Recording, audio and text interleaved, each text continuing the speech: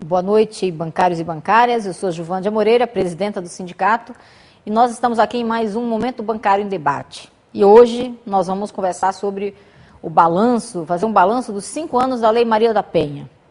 A Lei Maria da Penha é uma das leis mais conhecidas pelos brasileiros, segundo pesquisa recente. É uma lei que ficou muito conhecida pelos brasileiros.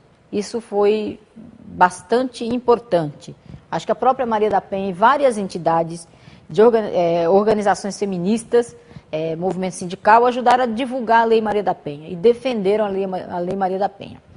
E a gente aqui hoje, nós temos duas companheiras que vão ajudar a fazer esse debate, esse balanço, a falar da importância da Lei Maria da Penha e falar também dos dados da violência, que, analisando os dados, a gente vai ver porque é tão necessário ter uma lei específica para este assunto. A primeira é a Neiva Maria, que é diretora do sindicato aqui dos bancários, é bancária do Bradesco e também é do coletivo de gênero aqui do sindicato, né? Então faz essa discussão, todo esse debate aí que a gente tem feito com os bancários e bancárias, da participação das mulheres no mercado de trabalho, toda essa discussão de gênero a gente faz aqui nesse coletivo. Nós estamos também, boa noite, Neiva, obrigada aí pela sua presença. Nós estamos também aqui com a companheira Sônia Coelho, que é da Sempre Viva Organização Feminista e também da Marcha Mundial de Mulheres. Boa noite, Sônia, obrigado pela presença. Boa noite, Joana. Bom, nós, como eu estava dizendo, temos dados ainda que nos envergonham e que a gente precisa combater. Por exemplo, no Brasil só tem 450 delegacias de defesa da mulher, né? E uma mulher é agredida a cada 24 segundos. E 10 mulheres morrem diariamente vítimas da violência doméstica. Nós precisamos combater esse problema. E aí, só por esses números, a gente já vê a importância da Lei Maria da Penha, e nós vamos agora entender um pouco o que é essa Lei Maria da Penha, o que trouxe de novo a Lei Maria da Penha. Não tinha lei que combatia o assassinato, a agressão, né? Por que a Lei Maria da Penha? Vamos conversar um pouco sobre isso. E aí nós temos também o Disque Denúncia, que foi criado lá pelo governo federal, e é de 2006, foi criado em 2006, de 2006 até hoje ele registra 237.271 relatos de violência, né?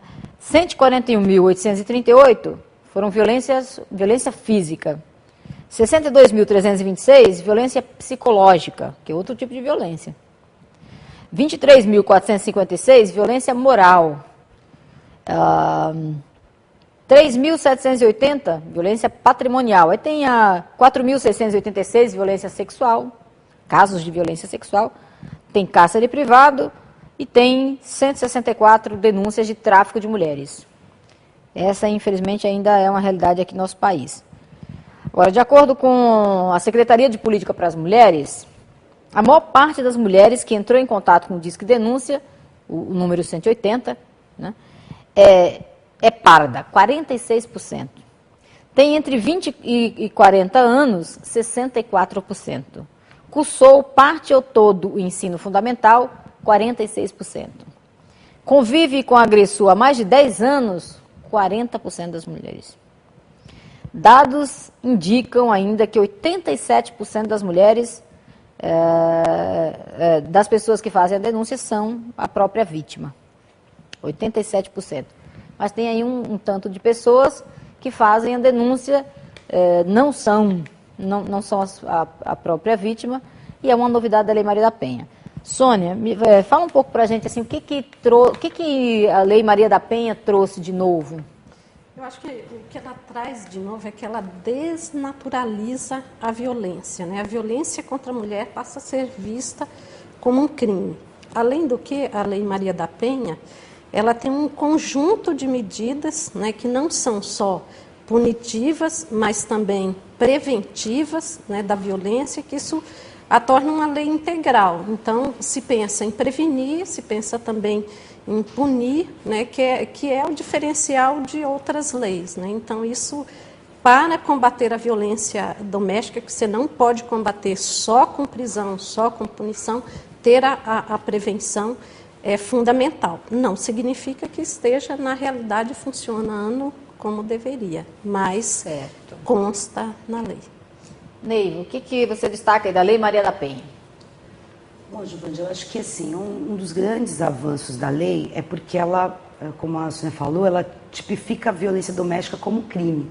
Porque antes a violência doméstica ela era tida como um crime de menor potencial ofensivo. Era discutido como os crimes de trânsito, como uma briga de bar. Então, a lei ela vem trazer esse componente da violência de gênero, dizer que tem desigualdades na sociedade, que essas desigualdades elas vão afetar as mulheres e os homens de forma diferente, e que a violência ela é uma questão de poder, é uma questão a que a mulher está submetida. Segundo o anuário das mulheres do DIEESE, 28% das mulheres elas morrem dentro de casa. Então é uma questão muito séria e a lei ela vai dizer isso, é um crime, não pode ser, a punição não pode ser só uma cesta básica, não pode mais haver fiança, ele vai ter que mudar o Código Penal, esse homem vai ter que responder a processo, essa mulher vai ter que ser preservada, vai ter que ter sua vida garantida, porque a violência contra a mulher ela vai ser vista como um crime contra os direitos humanos das mulheres. E uma novidade, eu acho que também bem importante, é que antes, quem podia denunciar, só quem podia denunciar era a pessoa agredida, ou seja, a mulher, né? Hoje, qualquer um pode denunciar. É aquela história de que a briga de marido e mulher, ninguém pode meter a colher. Quer dizer, você pode deixar a mulher morrer lá, mas não pode interferir? Claro que não, né?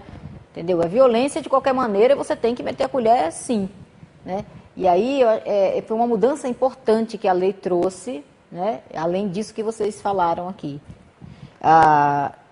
Eu lembro que a Marta Suplicy esteve aqui no sindicato, esse ano mesmo, né? E ela dizia o seguinte, que quando ela fazia aquele programa TV Mulher, ela recebeu um pedido de ajuda de uma mulher, uma carta, e dizia assim, ai Marta, o que eu faço? Meu marido cortou minha orelha. Né? A mulher disse o seguinte, que ela sofreu violência, o marido cortou uma das orelhas dela. Né? E aí a Marta ficou pensando, meu Deus, o que eu falo para essa mulher? E aí a Marta falou assim, não, vai na delegacia, denuncia. Naquela época, né? Denuncia, tal. Aí depois ela mandou outra carta para a Marta dizendo o seguinte, tudo bem, se eu for, aí quando eu voltar para casa, porque eu não tenho para onde voltar, ele vai cortar outra orelha. Né? Se não fizer uma coisa pior, vai cortar outra orelha. Você estava falando que a lei não fala só da punição ou só da denúncia, mas ela traz outras medidas, que eu acho que é um pouco dessa história do para onde a mulher vai, né? Se ela não tiver autonomia financeira, como é que ela vai fazer para denunciar? Ela fica...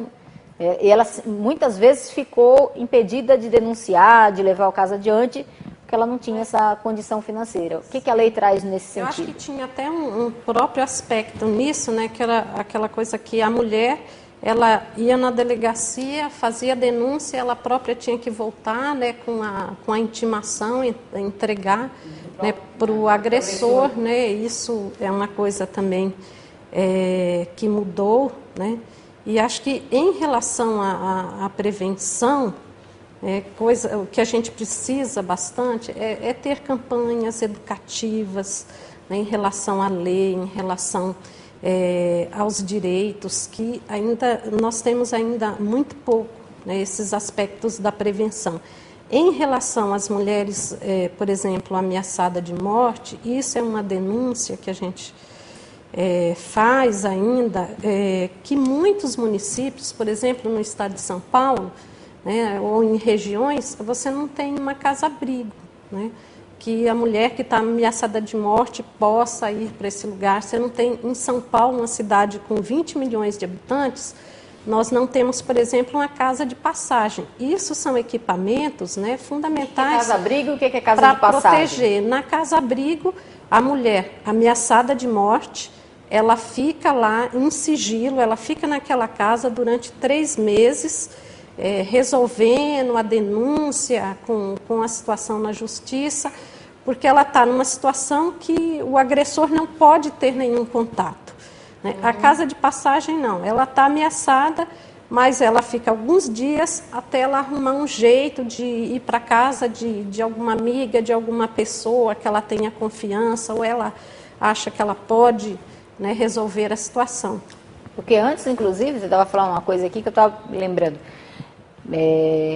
A mulher passava por toda essa situação de violência, saía de casa para fugir da morte, né, de uma situação pior, e ainda corria o risco, se ela não comprovasse essa situação, corria o risco de perder, de ser acusada de abandono do lar. Exatamente, né? Isso não existe mais, né? Isso não existe mais. Ela tem sempre preservada todos os seus direitos. E tem também as medidas protetivas, né? Que é o juiz pode afastar o agressor, né, da casa por um período, estabelecer, né, uma distância que ele pode chegar. Agora, claro que a gente tem muita dificuldade ainda para os juízes colocar essas medidas, porque as mulheres chegam nas delegacias, muitas vezes, e não é informada desse direito.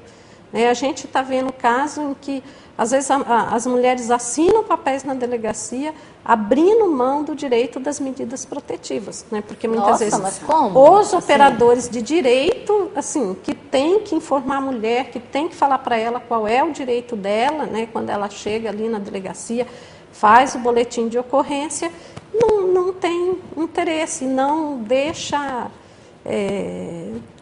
continua ainda tratando, né, como uma coisa menor, como a violência contra a mulher como uma coisa menor. Tipo, volte para casa e resolva o problema com o seu marido. Volte para casa e resolva, né? Isso é parte da nossa cultura machista ainda, né? As delegacias no Brasil ainda não estão preparadas para receber essa denúncia. A gente fez um seminário aqui.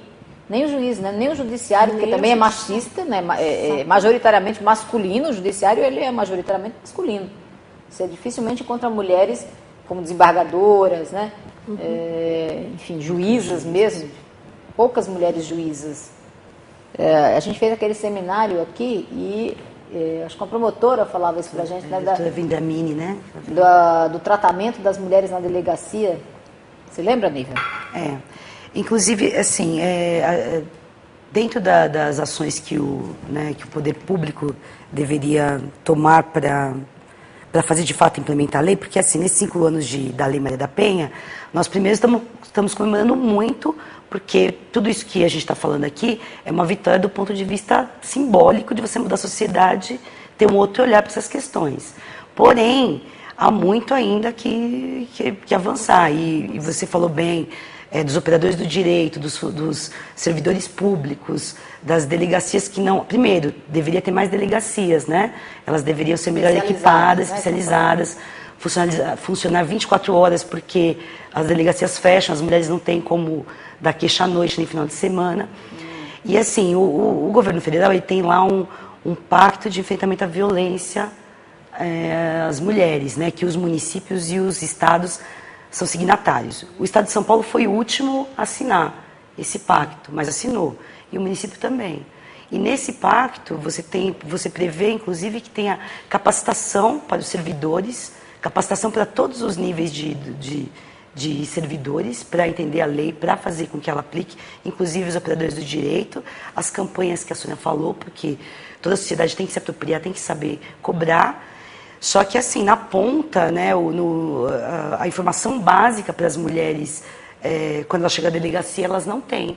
Que é saber seus direitos, que é saber que elas só podem retirar queixa na frente do juiz, que elas não podem levar intimação. Porque um grande problema antes da Lei Maria da Penha é que as mulheres faziam a denúncia e, até por pressão da família, do marido, né, que é o agressor normalmente, próprias, né? Elas iam lá e sem condição, sem alternativa, condição financeira, elas iam à delegacia e retiravam a queixa. E hoje isso não é possível de fazer desta forma. É um avanço da lei.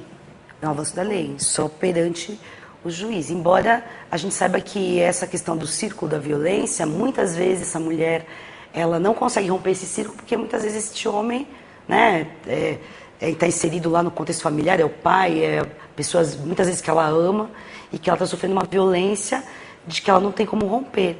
E, inclusive, nas medidas que a Sônia também falou, a gente tem que pensar como que você vai gerar renda e autonomia financeira para que as mulheres possam romper esses círculos, né? Conseguir sair disso e ter uma vida diferente, sem violência, com respeito aos direitos, né? humanos fundamentais. Então. Certo, nós vamos para o intervalo agora, vamos ver um vídeo o vídeo é do Abraço Solidário. Foi um ato feito em memória às vítimas de violência doméstica, aqui realizado na dia 5, né, que era o dia do aniversário.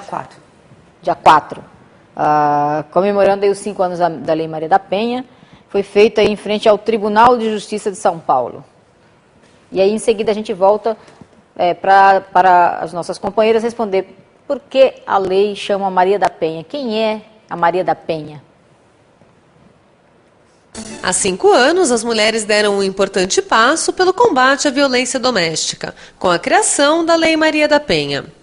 Na última semana, um abraço simbólico em frente ao Tribunal de Justiça de São Paulo, na Praça da Sé, representou uma homenagem às vítimas que já sofreram com esse crime.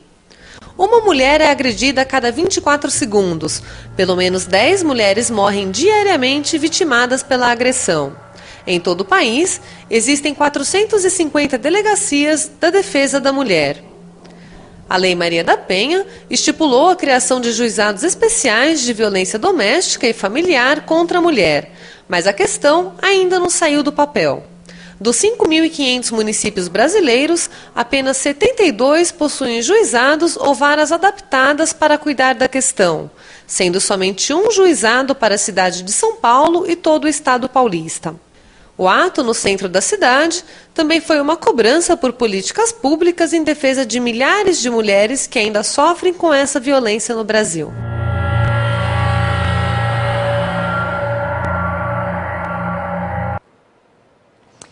Muito bem, nós falamos aqui esse vídeo mostra o ato que foi feito na semana passada.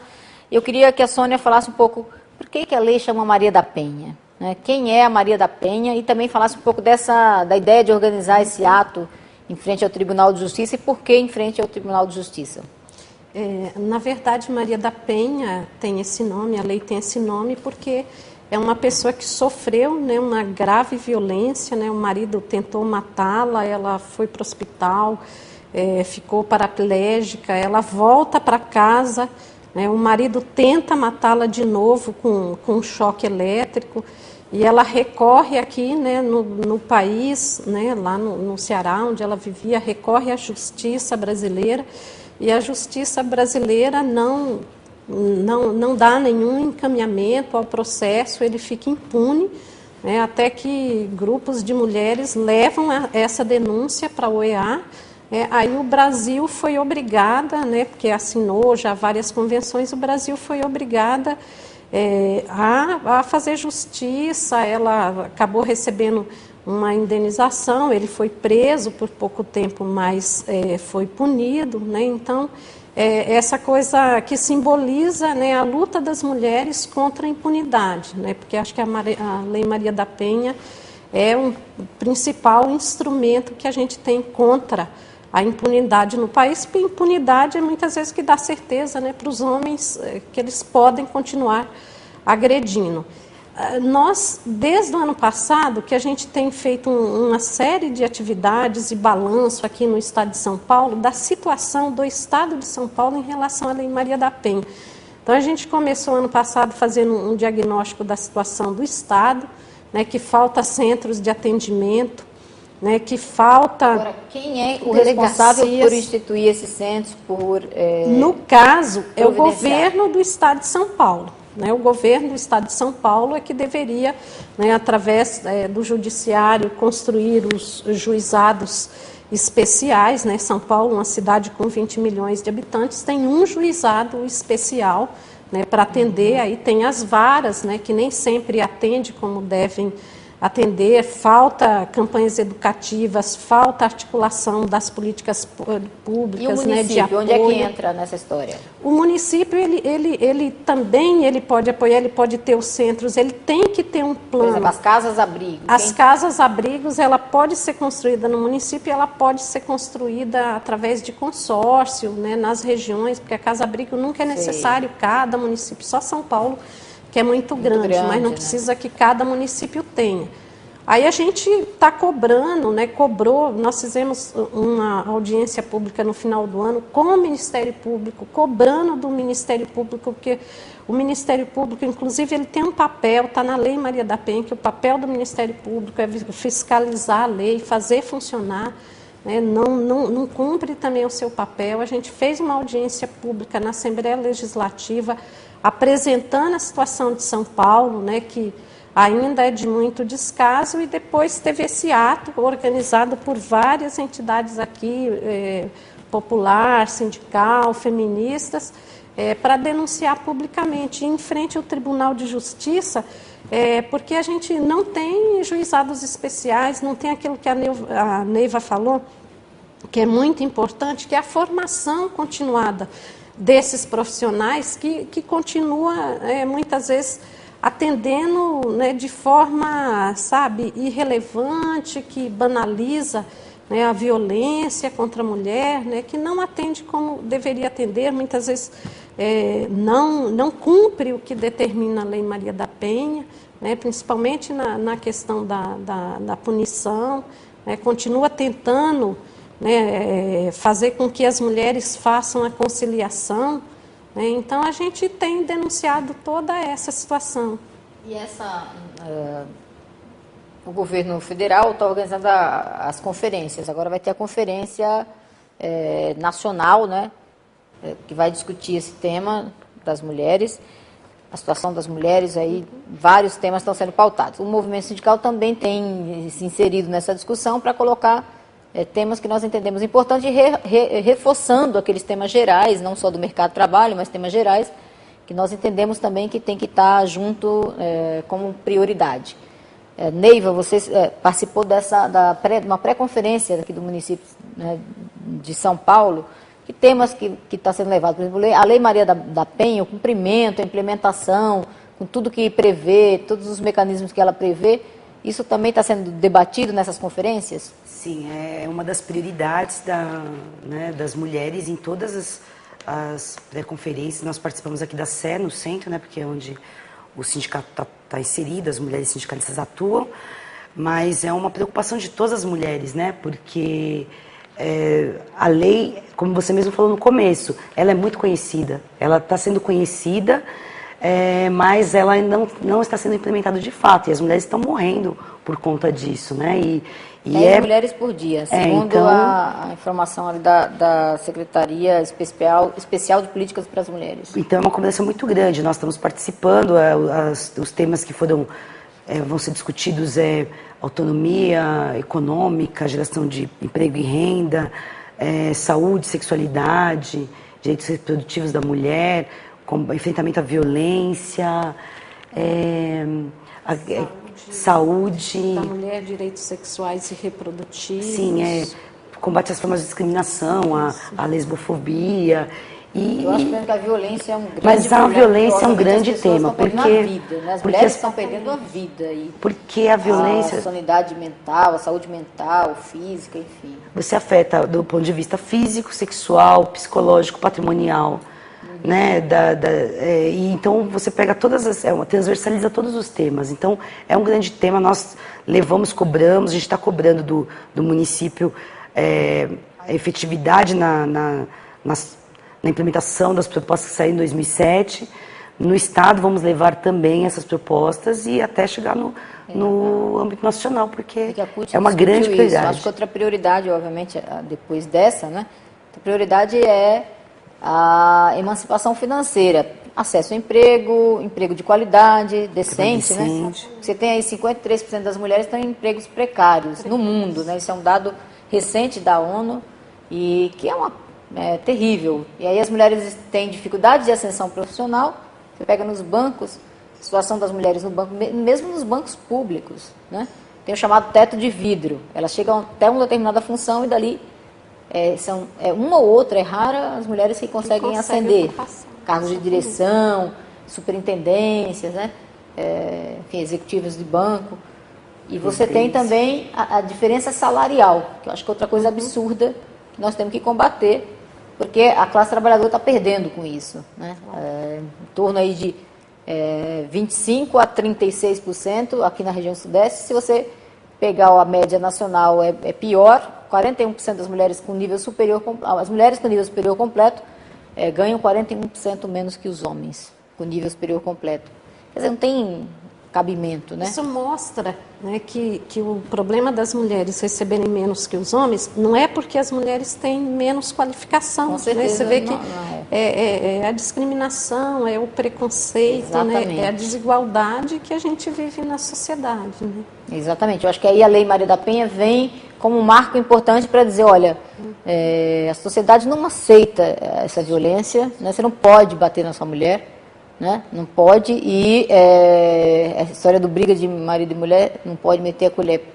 Tem que meter a colher, é um problema social, entendeu? Nós queremos viver numa sociedade igualitária e não tem cabimento, não tem Eu acho que lugar para isso. Você está falando essa coisa de meter a colher, a gente pensar o que precisa ser a solidariedade, né, que a gente tem que ter na sociedade, que as mulheres precisam construir.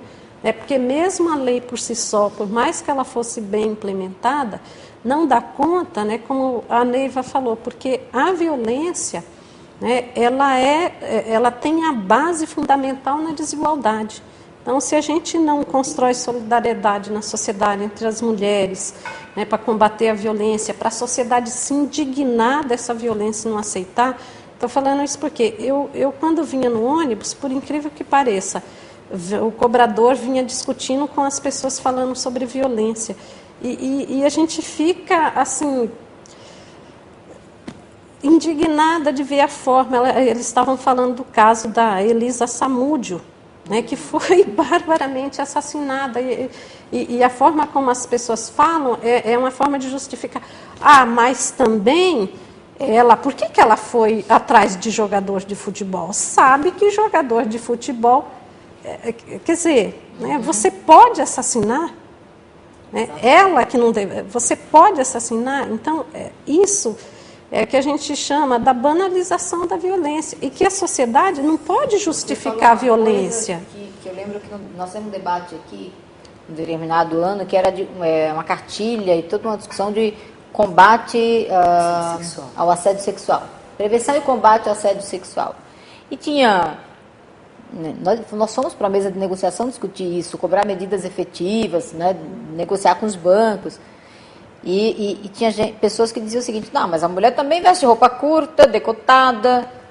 E eles falam: bom, não tem nada a ver. Não é porque ela está com roupa curta ou decotada que ela está dando direito ao cara de ameaçá-la, de cobrar favores sexuais em torno de para manter o emprego dela, enfim, né, de assediá-la sexualmente. Não é a roupa. Porque isso é uma conduta criminosa, é uma conduta que tem que ser punida, é uma conduta que tem que ser banida da nossa sociedade, né?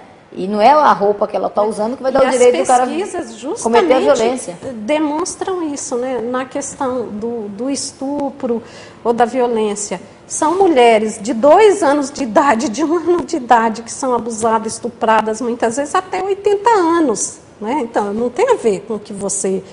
veste, né? É o poder, né? A forma como os homens exercem o poder sobre as mulheres, né? Que independe de como você está vestida ou não, né? Isso, quando fala da roupa, é para justificar a violência. Né? Então, deixa eu ver,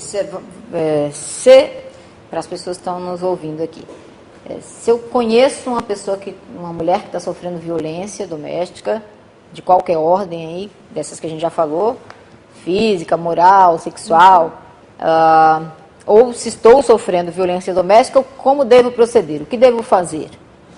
Olha, primeiro a gente tem que sempre ouvir as pessoas sem querer julgar.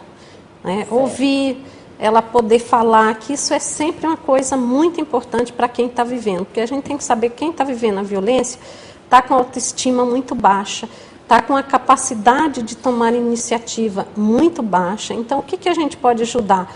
Ir atrás de organizações, ver se na cidade tem centros de referência, né, porque muitas vezes a mulher não quer ir naquela hora na delegacia, isso para ela é muito difícil. Então, se ela procura um centro de atendimento, lá vai ter uma equipe multiprofissional, tem uma assistente social, tem uma psicóloga, tem uma advogada, né, que vai orientá-la, que ela vai se fortalecer mais para ver se ela quer ir lá na delegacia, né, vai, faz a denúncia.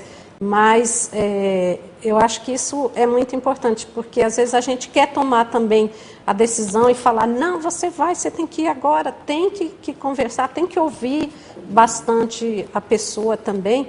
Claro que você não vai, a pessoa você está sentindo, né, do lado da sua casa, alguém está sendo espancado, você não vai esperar, né? A conduta da gente é muitas vezes chamar a polícia mesmo, né? E a polícia não gosta quando você faz isso, porque ela fala o quê? Né? Ah, mas eu cheguei aqui na casa, ó, já estão, daqui um pouco estão de bem. Só que muitas vezes o fato da polícia chegar naquela casa, mesmo que a mulher fale, olha, aqui não está acontecendo nada, só de ter ido ali já pode ter salvado a vida daquela mulher. Sim. Porque o cara já se constrange muitas vezes, né, de continuar agredindo. Então a gente tem que também e não fingir, porque às vezes a gente, essa coisa de meter a colher mesmo, a gente sabe que é a vizinha, a gente sabe que é a irmã, mas a gente finge um pouco que não está percebendo, então tem que conversar com a pessoa, ouvir, né, e ouvir sem julgar, né? Não, oh, mas como é que você aguenta tanto tempo isso? Ah, por que você não fez isso? É tentar ouvir, tentar ajudar, tentar encaminhar, né, para algum lugar que ela possa ter uma atenção. Certo. Ajudar, e eu acho que aí a gente também divulgar a lei. Divulgar a lei, exatamente. Estimular as pessoas a se indignar com essa violência, né? Não naturalizar, exatamente se indignar, porque quando a sociedade, a maioria, tiver essa compreensão, né, e se indignar, e quando, eu acho que é exatamente essas campanhas, inclusive a própria Maria da Penha, é uma grande divulgadora dessa lei, do que fazer, né, de tomar atitude, né, uma grande incentivadora, divulgadora disso. Eu só queria falar uma coisa em relação ao Sindicato dos Bancários, que eu acho muito interessante, já faz muitos anos que o Sindicato dos Bancários é um que mais tem colocado em pauta a questão do assédio sexual. O assédio sexual é uma violência muito grande para as mulheres. Faz a mulher perder emprego, tem uma consequência devasta na vida da pessoa. E é a violência mais difícil de você denunciar. É a violência mais difícil de você comprovar. Tem uma relação de poder aí, né? Exatamente, de você comprovar, porque está em jogo o seu emprego, está em jogo uma série de coisas, né? E eu acho que os sindicatos colocar isso na pauta, né, de discussão, isso é muito importante. Muito bem, para a gente finalizar aqui o nosso debate, eu queria que vocês falassem rapidamente qual a avaliação aí dos 5 anos da Lei Maria da Penha, né, e alguma coisa que a gente precisa fazer. Bom, assim, a nossa avaliação acho que é um pouco do que a gente já falou aqui. É muito importante, é um marco, né? A gente mudou, a gente conseguiu colocar que não se pode banalizar a violência, que a vida da mulher está em risco, que é o direito humano da mulher que está em jogo, e que tem que mudar um monte de coisa na sociedade em relação aos direitos iguais, e isso é muito importante. Agora a gente tem que lutar, né? Nosso papel aqui é continuar lutando para conscientizar mais pessoas de que a violência não se... de forma nenhuma ela tem, né, ela se justifica, né, essa coisa que porque a mulher usa roupa curta, ou porque ela não quer mais o casamento, ou porque ela não ama mais, ou porque ela quer ter outra vida, nada se justifica. É mudar essas consciências através das campanhas, do diálogo, conversando com a sociedade, e nós, movimento social, movimento sindical, lutar, cobrar do governo a implementação da lei, cobrar do judiciário, cobrar que, de fato, a gente possa viver no futuro livre de violência, né, doméstica, de toda a ordem. É lutar, é o que nos resta, né? Sônia. Eu acho que a Lei Maria da Penha já mostrou, a sociedade aprovou, é importante, a gente tem que cobrar para ela ser efetivada.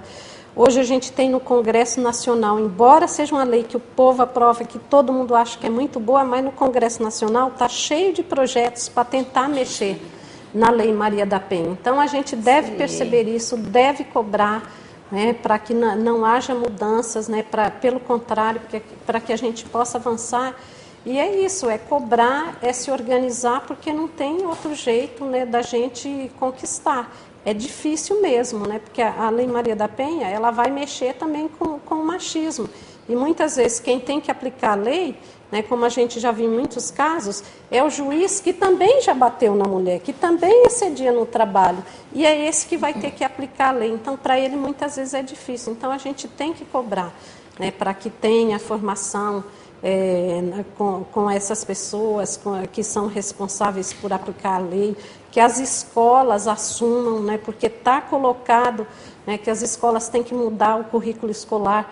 E não, as escolas não incorporaram isso no currículo escolar, a gente continua educando os meninos como se a violência fosse constitutiva da masculinidade do ser homem, e não é. Então, a gente também tem que... E a educação tem que pensar aí, na educação. E aí, a auto-organização das mulheres é fundamental, por isso que nós vamos para a Marcha das Margaridas todas, vai ser 100 mil mulheres, né, rurais, sindicais e mulheres, né, dos movimentos populares, feministas do Brasil todo. Um dos pontos que nós vamos cobrar é exatamente a Lei Maria da Penha, mais políticas, né, que previnam a violência, que combatam a violência contra a mulher, não só na cidade, mas também no campo, na floresta. Muito bem. Gente, obrigada pela presença de vocês. O debate é fundamental. Porque eu acho que é exatamente isso, é discutir, debater, divulgar, que aí a gente está formando, né? Desconstruindo conceitos que estão arraigados na nossa sociedade até hoje, e construindo novos conceitos que vai levar a gente a viver num mundo melhor, né? E um mundo melhor é um mundo igualitário, sem preconceito, sem discriminação, sem violência, entendeu? E eu acho que é isso que é o nosso papel mesmo, lutar para construir esse mundo. E a gente tem aí, essa semana, a entrega da pauta da categoria bancária, vai acontecer agora no dia 12. Dia 12 à tarde, a gente entrega para a FENABAN a nossa pauta que foi aprovada na Conferência Nacional. A gente também vai entregar a pauta das campanhas específicas do Banco do Brasil, da Caixa Econômica Federal, no mesmo dia, do dia 12, e na próxima semana, como a Sônia falou, nós temos eventos importantes. A Marcha das Margaridas é uma marcha que acontece já há alguns anos, é muito bonita. A ideia é colocar 100 mil mulheres em Brasília e fazer a discussão de vários temas. Esse, por exemplo, é um deles, o fim da violência contra a mulher, né, porque é um absurdo a gente saber que tem 10 mulheres que morrem por dia vítimas de violência doméstica, né, e que uma mulher a cada 24 segundos sofre violência. Nós precisamos mudar essa realidade. Acho que é um grande avanço a Lei Maria da Penha, foi um grande avanço no nosso país, nós temos mesmo que defender, seja cobrar a implementação dela no judiciário, cobrar que o legislativo respeite a Lei Maria da Penha, que não altere, né, para flexibilizar isso que foi uma conquista para as mulheres, uma conquista para a sociedade brasileira, que está sendo reconhecida aí na ONU, né, em vários espaços de militância das mulheres no mundo, reconhecida a Lei Maria da Penha como exemplo. E a gente tem que defender a Lei Maria da Penha, tem que cobrar dos municípios e dos estados, a sua implementação. Porque não é só a tipificação como crime, não é só a discussão de como é que vai ser feita a denúncia, se tem fiança ou não, mas também o que você faz com que abrigo, que acolhimento você dá para essa mulher, que condição você dá para essas mulheres de fazer essa denúncia, de seguir a vida depois. Né? Eu acho que isso é uma coisa muito rica na Lei Maria da Penha. E a gente conta com todos vocês, cada um de nós tem que fazer a nossa parte, seja divulgando, debatendo, defendendo a lei e leis que nos ajude a construir esse mundo melhor. Então, nós vamos encerrando aqui o nosso Momento Bancário em Debate. Até a próxima semana, nós voltamos a conversar um pouco mais. Grande abraço a todos.